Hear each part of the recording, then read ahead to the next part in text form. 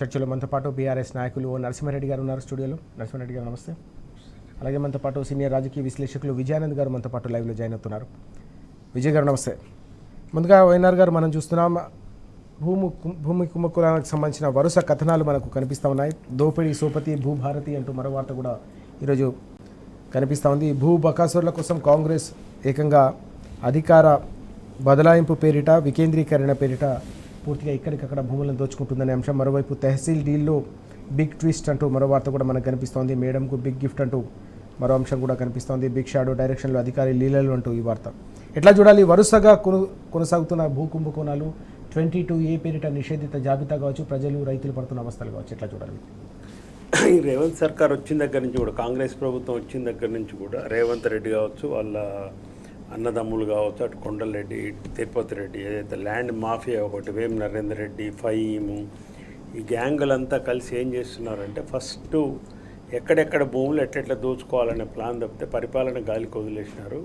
మంత్రులు కట్టర్ కాంగ్రెస్ వాళ్ళు, మేము పుట్టిన కాంచి కాంగ్రెస్, సస్తే కూడా కాంగ్రెస్ జెండా కప్పాలని ఉత్తమ్ కుమార్ రెడ్డి కావచ్చు, బట్టి కావచ్చు, ఇటు కోమటిరెడ్డి వెంకరెడ్డి కావచ్చు, వీళ్ళందరూ మాట్లాడేటోళ్ళు. వీళ్ళు కూడా ఎవరు కూడా బానిస బతుకులు బతుకుతున్నారు. మాట్లాడుతుంటే తెలిసిన విషయాలు వాళ్ళ జిల్లాలలో వాళ్ళ నియోజకవర్గాల్లో జరిగితే కూడా మాట్లాడలేని దుస్థితికి అలా మనకు ఇక్కడ మంత్రివర్గంలో కూడా కనిపిస్తుంది. మనకు ధరణి బాగలేదు, ధరణిలో ఉన్న చిన్న చిన్న లోపాలు ఏమైనా ఉంటే వాటిని సరిచేసి అప్పీల్ వ్యవస్థ అయ్యి ఉంటే సరి చేసుకొని చేసుకోవాలి. యాక్చువల్గా తీసుకుపోయి బంగాళాఖాతంలో వేస్తామని చెప్పి ఒక భూభారతి అని ఒక సంవత్సరంన్నర ఆ ప్రాంతం, ఇప్పుడు 2 సంవత్సరాలు సంవత్సరాల క్రితం అది ఓపెన్ చేసినారు. ఆ కొత్త పోర్టల్ అని చెప్పినారు. ఏంది కొత్త పోర్టల్ అంటే, మెదక్ జిల్లాలో మీకు గుర్తునే ఉంటుంది, గాదర్ కిషోర్ గారు ఒక ప్రెస్ మీట్ పెట్టినారు, దానికి సంబంధించి అన్ని పత్రికలు కూడా వచ్చింది.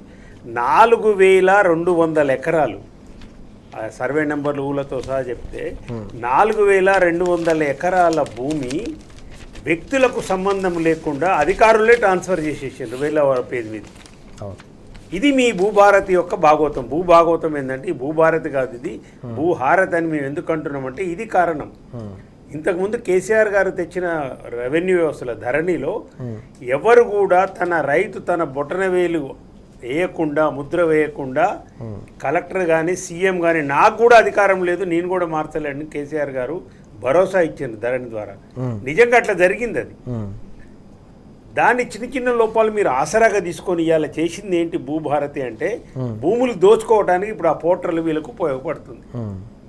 దాంట్లో భాగమే 22A కుట్ర. 22A కుట్ర ఏంటంటే అసలు అట్లా కాదు. 20 సంవత్సరాల క్రితం కట్టుకున్న ఇల్లు, కట్టుకున్న వెంచర్లు, కట్టుకున్న ఇవి ప్రభుత్వ భూములన్నీ తీసుకుపోయి 22Aలో పెట్టి నిషేధిత జాబితా అంటే ఎవడిచ్చిండి అధికారము? రాష్ట్రంలో ఉన్న ప్రజలందరూ 22Aలో ఎన్ని భూములు ఉంటాయండి? ఇవాళ 1 కోటి ఎకరాల భూమి, 98 దాదాపు 1 కోటి ఎకరాల భూమి ఇవాళ 22Aలో పెట్టిండ్రు. అంటే అమ్మటానికి లేదు, కొనటానికి లేదు. తన హక్కు మీద, తన భూమి మీద, తన ఇంటి మీద, తను సంపాదించి కట్టుకున్న ఇంటి మీద ఇలా తెలంగాణ పౌరులు హక్కును కోల్పోయే పరిస్థితి వచ్చింది. అమ్మటానికి లేదు, కొనటానికి లేదు. ఏంటిది? కలెక్టర్లో ఎన్ఓసి ఇవ్వాలి. ఇంతకుముందు కలెక్టర్లో ఎన్ఓసి ఉండి ఇప్పుడు దాన్ని ఏం చేసారు? ఆర్డీఓ నుంచి ఎంఆర్ఓ దాకా పట్టుకోవచ్చు. ఎంఆర్ఓలు ఏమంటారు? ఆయన తీసో చెప్పు. కింది నుంచి మీ దానికి ఇవ్వాలి. మొత్తం కూడా రెవెన్యూ వ్యవస్థను మొత్తం కూడా విఆర్ఓ వ్యవస్థను కేసీఆర్ గారు తీసేస్తే మళ్ళీ ఇప్పుడు విఆర్ఓ వ్యవస్థ అంటే ఇక్కడి నుంచి అక్కడ దాకా రెవెన్యూ వ్యవస్థ పాత ఎట్లా ఉందో ఇలా పనులు కావాలంటే డబ్బులు ఇచ్చి ఆఫీసుల చుట్టూ తిరిగి తన ఆస్తులను వాళ్ళు కాపాడుకునే పరిస్థితికి ఇలా తెలంగాణ ప్రజలు నెట్టివేయబడ్డారు. ఇవాళ రాజ్యాంగాన్ని రక్షించవలసిన ముఖ్యమంత్రి, మంత్రిమండలి, ప్రభుత్వము తనే రాజ్యాంగ ఉల్లంఘన చేసి ప్రజల యొక్క ఆస్తులను కాపాడవలసిన వాళ్ళు, కస్టోడియన్ ఉండవలసిన వాళ్ళు ప్రజల ఆస్తులను తీసుకుపోయి డైలమాలో పెట్టేసి నిషేధిత జాబితాను పెట్టి ఇలా మూసి ఉంది. అంటే ఇప్పుడు ఏమవుతుందంటే 2-3 రకాల దోపిడీ చేస్తున్నారు వీళ్ళు. ఒకటి ఏంటి? ఫస్ట్ ప్రైవేట్ ఆస్తుల మీద పడ్డరు. ఈ నేను చెప్పిన 4-5 ఈ మీ మాఫియా ఏదైతుందో ల్యాండ్ మాఫియా మీదే 400 ఎకరాలు మనం చూసిన మల్కాజిగిరిలో జరిగింది. దాదాపు 500 ఎకరాలు 90 సంవత్సరాల నుంచి ఉన్న వాళ్ళందరి తక్కువకు రాపించుకోవటం, బెదిరించడం, అలా టెంట్లు వేయటం, యాంటీ సోషల్ ఎలిమెంట్ పంపేయడం. రెండవది ఏంది? భూసేకరణ అని చెప్పి, ప్రజా అవసరాల కోసం భూసేకరణ అని చెప్పి ఇప్పుడు ఫ్యూచర్ సిటీలో జరుగుతుంది, ఇక్కడ మూసీలో జరుగుతుంది, మొన్న లగచర్లలో జరిగింది, ఇంకో దగ్గర జరిగింది. ఏంది? అవసరానికంటే ఎక్కువ భూమిని సేకరించి ఐఏసీ ద్వారా మిగతా ద్వారా అవి ప్రైవేటు వ్యక్తులకు ఇచ్చి దాని నుంచి లంచాలు దొబ్బుకోవటం, అధిష్టానాన్ని పంపటం.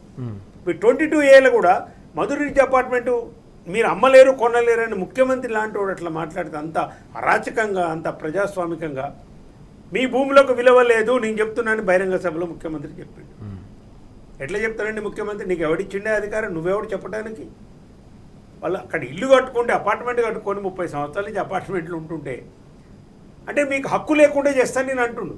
అంటే భూసేకరణ చట్టము 2013 భూసేకరణ చట్టము నీళ్ళలో మూసీలో కలిసేసింది, పరిహారము మూసీలో కలిసేసింది, R&R మూసీలో కలిసేసింది. ఏది మేము పాటించం. హైడ్రాల విషయంలో కూడా అంతే. FTAలో ఉందని చెప్పి కూల్చిన కాలనీలను 2600 ఎకరాలు దాదాపు హైడ్రా మొత్తం విముక్తి చేసిందని గొప్పగా ప్రకటనలు చేసి 2605 ఎకరాలు ఇప్పుడు అమ్మకానికి పెట్టిండు ప్రైవేటు వ్యక్తులకు. అంటే ప్రైవేటు వ్యక్తులు ఒక ఇల్లు కట్టుకుంటే ఒక కాలనీ కట్టుకుంటే FTAలు ఉందని కూలగొడతావు. మరి FTAలు ఉన్నదని కూలగొట్టిందని మళ్ళీ నువ్వెట్లా అమ్ముతావు? FTAల భూమిని నువ్వెట్లా అమ్ముతావు? అంటే కూలగొట్టడం మెయిన్ కాదు, అమ్మటం కోసమే కూలగొట్టిండు. అసలు భూములు ఆక్రమించుకోవటమే ఉన్నా లేకపోయినా పేద ప్రజలై కూలగొట్టి ధనవంతులు ఎవడని ఉండి ఏమి ఇస్తావో చెప్పు 30% తీసుకొని వాళ్ళని వదిలిపెట్టడం. ఈ విధమైన ఒక రాక్షస పాలన, భూదాహం ఇవాళ ముఖ్యమంత్రికి ఉన్న రేవంత్ రెడ్డి వాళ్ళ బ్రదర్స్కి ఉన్న భూదాహం తీరటం లేదు. 2000 ఎకరాలు మీరు ఫ్యూచర్ సిటీకి సంబంధించి మీ అన్నదమ్ములు ఆక్రమణ చేసిరని KTR గారు మా వర్కింగ్ ప్రెసిడెంట్ ఎప్పుడో ఒక ప్రకటన చేసింది. దీని మీద నిలబడున్నా దమ్ముంటే నువ్వు విచారణకు రా అని చెప్పిండు. ఏది మరి ఇంతవరకు? కాంగ్రెస్ అధిష్టానానికి కూడా సోయి ఉండాలండి. రాహుల్ గాంధీ గారు, ప్రియాంక గాంధీ గారు, సోనియా గాంధీ మీరందరూ వచ్చి ఇక్కడ ప్రచారం చేసి నెహ్రూ లెగసీ, స్వాతంత్ర పోరాటాన్ని డైలాగులు చెప్పి డిక్లరేషన్లు మాట్లాడి సంతకాలు పెట్టి ఇటు సంతకం పెట్టి అటు సంతకం పెట్టి ఇది బాండు ఇది చూపెట్టంగానే పైసలు వస్తాయని చెప్తే ఒక్క హామీ ప్రజలకు ఇవ్వకపోగా ప్రజా ఆస్తులను కొల్లగొడుతుంటే కూడా మీరు మాట్లాడకపోతే ఇట్లాంటి దరిద్ర ముఖ్యమంత్రిని తెచ్చి తెలంగాణ ప్రజల మీద రుద్ది ఇంకా మీరు ఆటలు సాగుతుంటే చూస్తూ ఉండటం కూడా ఇది ఎక్కడ కూడా అసలు కాంగ్రెస్ పార్టీకి ఇది ఏమాత్రం కూడా తగదండి. ఇమ్మీడియట్గా KTR గారు చెప్పినట్టు రాహుల్ గాంధీ ఇమ్మీడియట్గా దీని మీద రియాక్ట్ అవ్వాలి, ఇన్వాల్వ్ అవ్వాలి. ఇట్లాంటి రాక్షస పాలన అంతమొందించే అవకాశం మీకుంది. ఇక ఇది తప్పితే నెక్స్ట్ ప్రజలు ఎట్లా పోరాటాలకు సిద్ధమవుతున్నారు.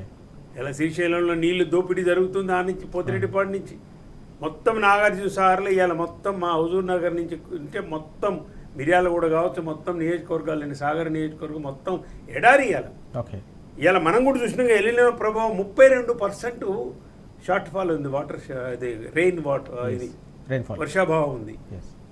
దీనికి ఏమైనా ఉందా? మళ్ళీ అదే రోత డైలాగులు, అదే కంపు డైలాగులు, అదే అబద్ధాలు, అదే ఏమంటారు మూఢనమ్మకాలకు సంబంధించిన భాష, చావు భాష, రక్తము ఇది ఇది చేతబడి. ఎవడన్నా ఒక ముఖ్యమంత్రి ఆ మాటలు బహిరంగ వేదికగా కొంచెమన్నా మాట్లాడుతున్నప్పుడు సిగ్గు ఏమైనా ఉండాలి. ఏం మాట్లాడుతున్న సోయి ఉండాలి. ఆ రాసిచ్చేటోడు ఎవడు, ఈ మాట్లాడేటోడు ఎవడు. ఇంత అరాచక పాలన తెలంగాణలో జరుగుతుంది. ప్రజలు కూడా అన్ని వర్గాల ప్రజలు రియాక్ట్ అయ్యారు. భూములకు సంబంధించి అలా NOCలకు సంబంధించి ఒక్కొక్క దగ్గర మీరు ఈ చుట్టుపక్కల ఎంత దూరం అవసరం లేదు. హైదరాబాద్ చుట్టుపక్కల ఉన్న మేడ్చల్ కానీ రంగారెడ్డి కానీ వికారాబాద్ జిల్లాలకు సంబంధించిన మీరు సబ్ రిజిస్ట్రార్ల దగ్గర పోతే కొన్ని వందల మంది వేల మంది ప్రజలు పొద్దున్న నుంచి సాయంత్రం దానికి వెయిట్ చేస్తారు. ఎందుకు రిజిస్ట్రేషన్ కావట్లేదు? ప్రజలు కూడా ఎప్పుడు తెలుస్తుందంటే ఇప్పుడు ఇది 3-4 నెలల నుంచి నడుస్తుంది.